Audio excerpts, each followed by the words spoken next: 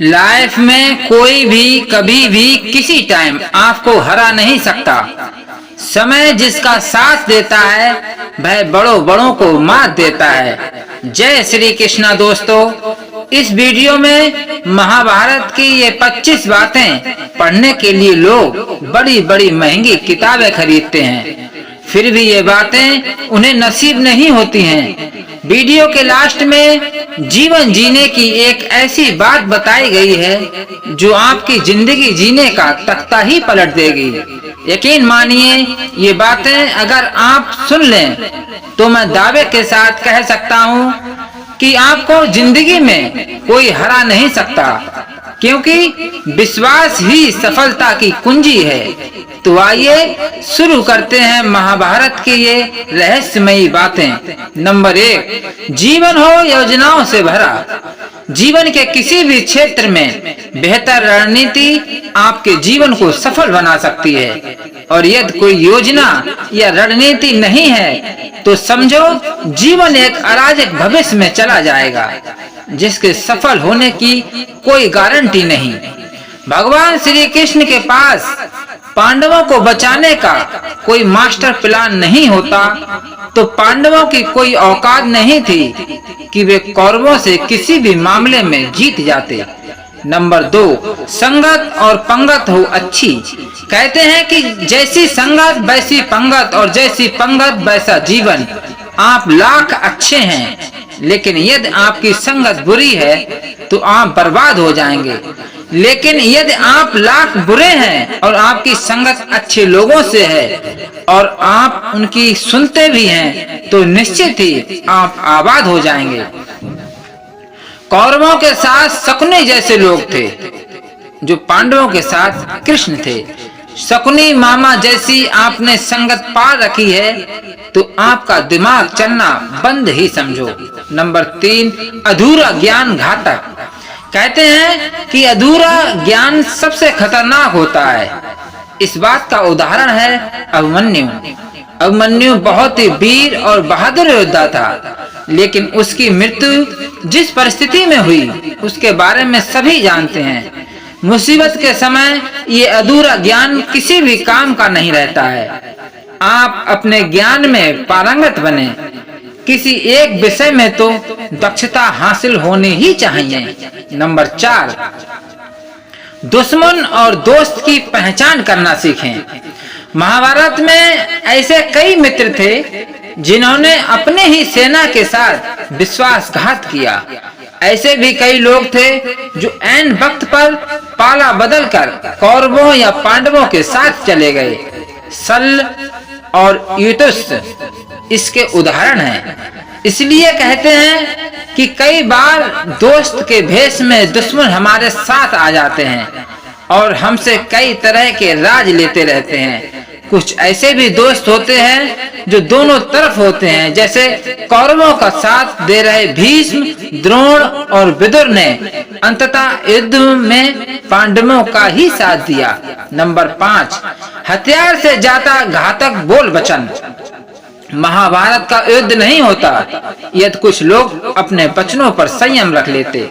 जैसे द्रौपदी यदि दुर्योधन को अंधे का पुत्र भी अंधा नहीं कहती तो महाभारत नहीं होती। शिशुपाल और शकुनी हमेशा चुभने वाली बातें ही करते थे, लेकिन उनका हश्र क्या हुआ ये सभी जानते हैं। सबक ये कि कुछ भी बोलने से पहले हमें ये सोच लेना चाहिए कि इसका आपके जीवन, परिवार या राष्ट्र पर क्या असर होगा। नंबर 6, जुए सट्टे से दूर रहो। शकुनी ने पांडवों को फंसाने के लिए जुए का आयोजन किया था, जिसके चलते पांडवों ने अपना सब कुछ दांव पर लगा दिया था। अंत में उन्होंने द्रौपदी को भी दांव पर लगा दिया था। ये बात सभी जानते हैं कि फिर क्या हुआ। अतः जुए, सट्टे, षड्यंत्र से हमेशा दूर रहो। ये चीजें मनुष्य का जीवन अंधकार में बना देती हैं। नंबर 7, सदा सत्य के साथ रहो। कौरवों की सेना पांडवों की सेना से कहीं ज्यादा शक्तिशाली थी। एक से एक योद्धा और ज्ञानी जन कौरवों के साथ दे रहे थे। पांडवों की सेना में ऐसे वीर योद्धा नहीं थे। कहते हैं कि विजय उसकी नहीं होती जहां लोग ज्यादा हैं, ज्यादा धनवान हैं या बड़े पदाधिकारी हैं। विजय हमेशा उसकी होती है जहां ईश्वर है, और ईश्वर हमेशा वही है जहां सत्य है। इसलिए सत्य का साथ कभी ना छोड़ें। अंततः सत्य की ही जीत होती है। सत्य के लिए जो करना पड़े करो। नंबर 8, लड़ाई से डरने वाले मिट जाते हैं। जिंदगी एक उत्सव है, संघर्ष नहीं। लेकिन जीवन के कुछ मोर्चों पर व्यक्ति को लड़ने के लिए हमेशा तैयार रहना चाहिए। जो व्यक्ति लड़ना नहीं जानता, युद्ध उसी पर थोपा जाएगा या उसको सबसे पहले मारा जाएगा। महाभारत में पांडवों को ये बात श्री कृष्ण ने अच्छे से सिखाई थी कि पांडव अपने बंधु बांधवों से लड़ना नहीं चाहते थे, लेकिन श्री कृष्ण ने समझाया कि जब किसी मसले का हल शांतिपूर्ण तरीके से नहीं होता तो फिर युद्ध ही एकमात्र विकल्प बच जाता है। कायर लोग युद्ध से पीछे हटते हैं। युद्ध भूमि पर पहुंचने के बाद भी अर्जुन युद्ध नहीं करना चाहता था। तब भगवान श्री कृष्ण ने उससे कहा कि ना कोई मरता है और ना कोई मारता है, सभी निमित्त मात्र हैं। आत्मा अजर और अमर है, इसलिए मरने या मारने से क्या डरना। नंबर 9, खुद नहीं बदलोगे तो समाज तुम्हें बदल देगा। जीवन में हमेशा दानी, उदार और दयालु होने से काम नहीं चलता।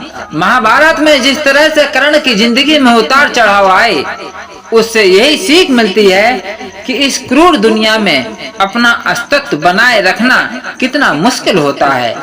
इसलिए समय के हिसाब से बदलना जरूरी होता है, लेकिन वह बदलाव ही उचित है जिसमें सभी का हित हो।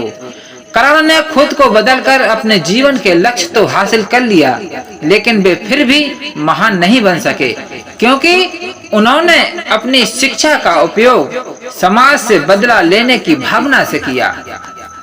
बदले की भावना से किया गया कोई भी कार्य आपके समाज का हित नहीं कर सकता। नंबर 10, शिक्षा का सदुपयोग जरूरी।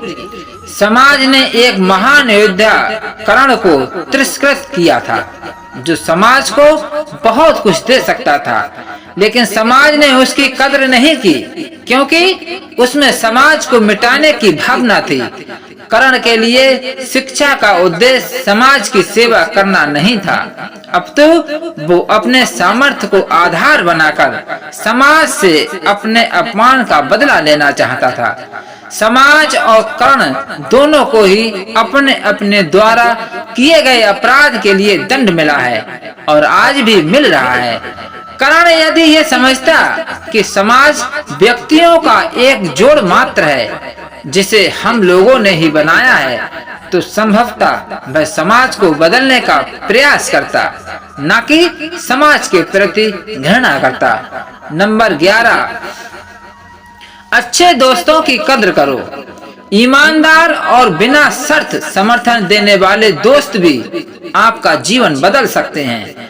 पांडवों के पास भगवान श्री कृष्ण थे, तो कौरवों के पास महान योद्धा कर्ण थे।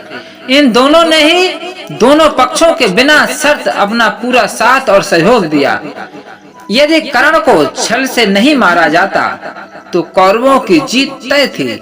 पांडवों ने हमेशा श्री कृष्ण की बातों को ध्यान से सुना और उसी पर अमल भी किया, लेकिन दुर्योधन ने कर्ण को सिर्फ एक योद्धा समझकर उसका पांडवों की सेना के लिए खिलाफ इस्तेमाल किया।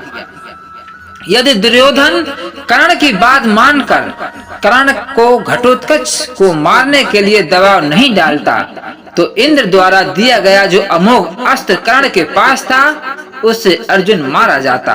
नंबर 12, भावुकता कमजोरी है। धृतराष्ट्र अपने पुत्रों को लेकर जरूरत से ज्यादा ही भावुक और आसक्त थे। यही कारण रहा कि उनका एक भी पुत्र उनके बस में नहीं रहा। वे पुत्र मोह में भी अंधे थे। इसी तरह महाभारत में हमें ऐसे कुछ पात्र मिलते हैं जो अपनी भावुकता के कारण मूर्ख ही सिद्ध होते हैं। जरूरत से ज्यादा भावुकता कई बार इंसान को कमजोर बना देती है और वो सही गलत का फर्क नहीं पहचान पाता। कुछ ऐसा ही हुआ महाभारत में धृतराष्ट्र के साथ, जो अपने पुत्र मोह में आकर सही गलत का फर्क भूल गए। नंबर 13, शिक्षा और योग्यता के लिए जुनूनी बनो। व्यक्ति के जीवन में उसके द्वारा हासिल शिक्षा और उसकी कार्य योग्यता ही काम आती है। दोनों के प्रति एकलव्य जैसा जुनून होना चाहिए, तभी वह हासिल होती है। अगर आप अपने काम के प्रति जुनूनी हैं, तो कोई भी बाधा आपका रास्ता नहीं रोक सकती। नंबर 14, कर्मवान बनो। इंसान की जिंदगी जन्म और मौत के बीच की कड़ी भर है। ये जिंदगी बहुत छोटी है, कब दिन गुजर जाएंगे आपको पता भी नहीं चलेगा। इसलिए प्रत्येक दिन का भरपूर उपयोग करना चाहिए। कुछ ऐसे भी कर्म करना चाहिए जो आपके अगले जीवन की तैयारी के हों। ज्यादा से ज्यादा कार्य करो। घर और कार्यालय के अलावा भी ऐसे कार्य करो जिससे आपकी संतानें आपको याद रखें। गीता यही संदेश देती है कि हर पर ऐसा कार्य कर जो तेरे जीवन को सुंदर बनाए। नंबर 15, अहंकार और घमंड होता है पतन का कारण। अपनी अच्छी स्थिति, बैंक बैलेंस, संपदा, सुंदर रूप और विद्वता का कभी अहंकार मत कीजिए। समय बड़ा बलवान है। धनी, ज्ञानी, शक्तिशाली पांडवों ने वनवास भोगा और अति सुंदर द्रौपदी भी उनके साथ वनों में भटकती रही। समय के खेल निराले हैं। जिस अम्बा का जीवन भीष्म के कारण बर्बाद हो गया था, उसने शिखंडी के रूप में जन्म लेकर भीष्म से बदला लिया था।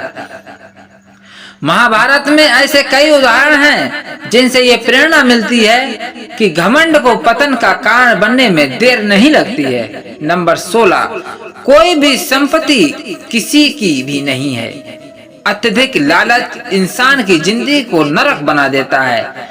जो आपका नहीं है उसे अनीति पूर्वक लेने हड़पने का प्रयास ना करें। आज नहीं तो कल उसका दंड अवश्य मिलता है। भगवान श्री कृष्ण कहते हैं कि आज जो तेरा है कल बीता हुआ किसी और का था, और कल जो आने वाला है किसी और का हो जाएगा। अतः तू संपत्ति और वस्तुओं से आसक्ति मत पाल, ये तेरी मृत्यु के बाद यहीं रह जाएंगे। अर्जित करना है तो परिवार का प्रेम और अपनत्व अर्जित कर, जो हमेशा तेरे साथ रहेगा। नंबर 17, ज्ञान का हो सही क्रियान्वयन। शिष्य या पुत्र को ज्ञान देना माता पिता व गुरु का कर्तव्य है, लेकिन सिर्फ ज्ञान से कुछ भी हासिल नहीं होता। बिना विवेक और सद्बुद्धि के ज्ञान अकर्म या विनाश का कारण ही बनता है। इसलिए ज्ञान के साथ विवेक और अच्छे संस्कार देने भी जरूरी हैं। हमने ऐसे कई व्यक्ति देखे हैं जो हैं तो बड़े ज्ञानी, लेकिन व्यक्तित्व से दब्बू या खब्बू हैं, या किसी जंगल में धूनी रमा कर बैठे हैं। उनके ज्ञान से ना तो परिवार के समाज का हित हो रहा है और ना समाज का। ऐसे लोगों को कहते हैं अपने मियाँ मिट्ठू, खुद लिखे और खुद ही बाँचें। नंबर 18, दंड का डर जरूरी। न्याय व्यवस्था वही कायम रख सकता है जो दंड को सही रूप में लागू करने की क्षमता रखता हो। ये चिंतन घातक है कि अपराध से घृणा करो, अपराधी से नहीं। दुनिया भर की जेलों से इसके उदाहरण प्रस्तुत किए जा सकते हैं कि जिन अपराधियों को सुधारने की दृष्टि से पुनर्वास कार्यक्रम चलाए गए, उन्होंने समाज में जाकर फिर से अपराध को अंजाम दिया है। अपराधी को हर हाल में दंड मिलना ही चाहिए। यदि उसे दंड नहीं मिलेगा तो समाज में और भी अपराधी पैदा होंगे और फिर इस तरह संपूर्ण समाज ही अपराधियों का समाज बन जाएगा। युधिष्ठिर के अहिंसा में उनके विश्वास को देखते हुए युद्ध के बाद भीष्म को उन्हें उपदेश देना पड़ा कि राजधर्म में हमेशा दंड की जरूरत होती है, क्योंकि प्रत्येक समाज में अपराधी तो होंगे ही।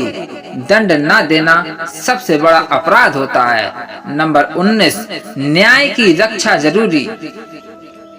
न्याय हमेशा उन लोगों के साथ होता है जो शक्तिशाली हैं या जो न्याय पाने के लिए प्राणपण से उत्सुक हैं। जिन्होंने अपने लिए न्याय मांगा है उनके साथ ईश्वर ने न्याय किया भी है। मांगोगे नहीं तो मिलेगा भी नहीं, यही प्रकृति का नियम है। गुरु द्रोणाचार्य ने कर्ण और एकलव्य के साथ जरूर अन्याय किया था, लेकिन आज दुनिया अर्जुन को सर्वश्रेष्ठ धनुर्धर नहीं मानती, क्योंकि कर्ण और एकलव्य ने हमेशा न्याय की मांग की और अंत में आज दुनिया उन्हें श्रेष्ठ धनुर्धर मानती है। महाभारत हमें सिखाती है कि न्याय की रक्षा करना कितना जरूरी है, लेकिन ये भी एक कटु सत्य है कि न्याय सिर्फ शक्तिशाली लोगों के साथ ही है।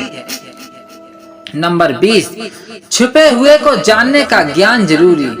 ये जगत का या एक ऐसा व्यक्ति है वैसा कभी दिखाई नहीं देता, अर्थात लोग जैसे दिखते हैं वैसे होते नहीं, चाहे वह कोई भी हो।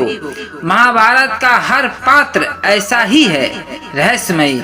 छिपे हुए को जानना ही व्यक्ति का लक्ष्य होना चाहिए, क्योंकि ज्ञान ही व्यक्ति को बचाता है। भगवान श्री कृष्ण के ऐसे कई योद्धा थे जो छिपे हुए सत्य को जानते थे। नंबर 21, सफर करने में होती है बरकत। एक स्थान से दूसरे स्थान पर जाना या एक स्थान को छोड़कर दूसरे स्थान पर रहने से लाभ ही मिलता है। पांडवों को हस्तिनापुर छोड़कर 2 बार जंगल में रहना पड़ा और अंत में उनको जब खांडवप्रस्थ मिला तो वे वहां चले गए। इसी तरह भगवान श्री कृष्ण को भी कई बार मथुरा को छोड़कर जाना पड़ा और अंत में वे द्वारका में बस गए। कई बार लोगों को व्यापार या नौकरी के लिए दूसरे शहर या देश में जाना होता है। नंबर 22, गोपनीयता और संयम जरूरी। जीवन हो या युद्ध, सभी जगह गोपनीयता का महत्व है। यदि आप भावना में बहकर किसी को अपने जीवन का राज बताते हैं या किसी व्यक्ति या समाज विशेष पर क्रोध या कटाक्ष करते हैं तो आप कमजोर माने जाएंगे। महाभारत में ऐसे कई मौके आए जबकि नायकों ने अपने राज ऐसे व्यक्ति के समक्ष खोल दिए जो राज जानने ही आया था, जिसके चलते ऐसे लोगों को मुंह की खानी पड़ी। दुर्योधन, भीष्म, बर्बरीक ऐसे उदाहरण हैं जिन्होंने अपनी कमजोरी और शक्ति का राज खोल दिया था। नंबर 23, चिंता, भय और अशांति है मृत्यु का द्वार। किसी भी प्रकार की चिंता करना, मन को अशांत रखना और व्यर्थ के भय को पालते रहने से मृत्यु आसपास ही मंडराने लगती है। मौत तो सभी को आनी है, फिर चिंता किस बात की? कोई पहले मरेगा और कोई बाद में। चिंता का मुख्य कारण मोह है। जेल खान, दवा खाना या पागल खाना वह व्यक्ति जाता है जिसने धर्म, संपत्ति या संयमित जीवन नहीं जिया। बहुत महत्वाकांक्षी है या जिसने धन और शक्ति के आधार पर रिश्ते बना रखे हैं या जिसे अपनी संपत्ति की सुरक्षा की चिंता है। महाभारत को पढ़ने से हमें ये शिक्षा मिलती है कि चिंता मुक्त जीवन सबसे बड़ी दौलत है। नंबर 24, इंद्रिय संयम जरूरी। इंद्रियां कभी तृप्त नहीं होती। जो इंद्रियों के बस में है उसका पतन निश्चित है। बहुत से लोग आजकल किसी न किसी प्रकार की आदत या नशे के गुलाम हैं। ऐसे लोगों का धीरे धीरे क्षरण होता जाता है। इंद्रिय संयम आता है संकल्प से। महाभारत का हर पात्र संकल्प से बंधा हुआ था। शक्ति का संचय इंद्रियों को बस में करने से ही संभव हो पाता है। नंबर 25, राजा या योद्धा को नहीं करना चाहिए परिणाम की चिंता। कहते हैं कि जो युद्ध या राज युद्ध के परिणाम की चिंता करता है वह अपने जीवन और राज को खतरे में डाल देता है। परिणाम की चिंता करने वाला कभी भी साहस पूर्वक ना तो निर्णय ले पाता है और ना ही युद्ध कर पाता है। जीवन के किसी पर मोड़ पर हमारे निर्णय ही हमारा भविष्य तय करते हैं। एक बार निर्णय ले लेने के बाद फिर बदलने का अर्थ ये है कि आपने अच्छे से सोच कर निर्णय नहीं लिया या आप में निर्णय लेने की क्षमता नहीं है। जय जय श्री राधे, जय जय श्री कृष्णा।